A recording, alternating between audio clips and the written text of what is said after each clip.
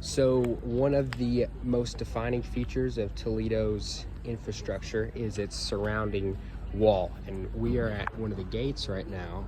And something cool to think about is whenever Toledo was being built and this wall was being built, it's interesting to think like what we don't think of technology today as technology. So this gate in it of itself was revolutionary technology for siege warfare and defense. Because if you think about a house, a lot of houses have a mudroom. You've got your front door, and then you have a little mudroom, then you have another door that goes into the main house area. We think of that as something common, but for this time, it was something like that was revolutionary. So we are outside of the walls right now. Let's say you are a really angry tribe trying to infiltrate this gate.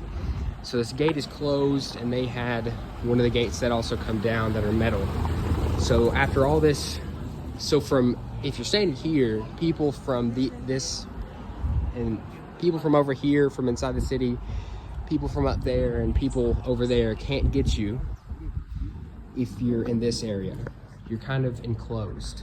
No arrows can be fired at you, no anything can be. So you're kind of safe here. And in most gates, after you get through this first big gate, you're good. You're in the city, and you just have to get through the immediate resistance that follows. But the revolutionary technology of the time for this is you're here, you fight all this to get through these gates, and then you finally get through the gates, and then you're met by another completely closed gate, which that gate would have been closed. Rows of soldiers up here, up there, through the windows, through another window. These doors were either completely sealed or weren't here whenever warfare was going on. You're met with soldiers just raining everything on you, and you still have an entire other gate to get through. So it's just interesting to think that somebody had to think of that. That instead of making our one gate stronger, let's make two gates, and let's make an intermediate room that we can attack people from behind, from in front, and from the sides.